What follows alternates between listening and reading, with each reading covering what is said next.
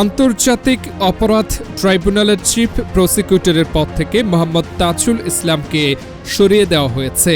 তার স্থলে নতুন চিফ প্রসিকিউটর হিসেবে আইনজীবী মোহাম্মদ আমিনুল ইসলামকে নিয়োগ দেওয়া হয়েছে।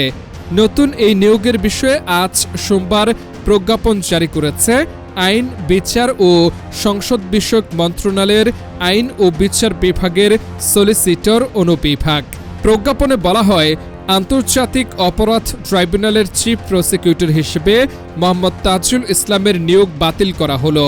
ট্রাইব্যুনালের মামলা পরিচালনার জন্য আইনজীবী আমিনুল ইসলামকে পুনরাদেশ না দেওয়া পর্যন্ত চিফ প্রসিকিউটর পদে নিয়োগ দেওয়া হলো। অ্যাটর্নি জেনারেলের সমান পদমর্যাদা, বেতন ভাতা ও অন্যান্য সুযোগ সুবিধা পাবেন তিনি।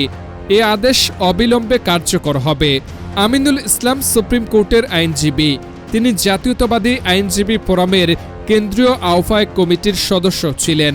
এছাড়া তিনি ফোরামের কেন্দ্রীয় কমিটির সহসভাপতি ছিলেন।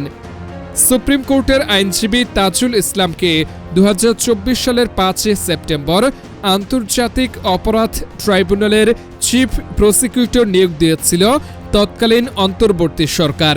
ত্রয়োদশ জাতীয় সংসদ নির্বাচনের মধ্য দিয়ে গঠিত বিএনপি সরকার এ নিয়োগ বাতিল করল। সরকার নতুন চিফ প্রসিকিউটর হিসেবে আইনজীবী আমিনুল ইসলামকে নিয়োগ দিল।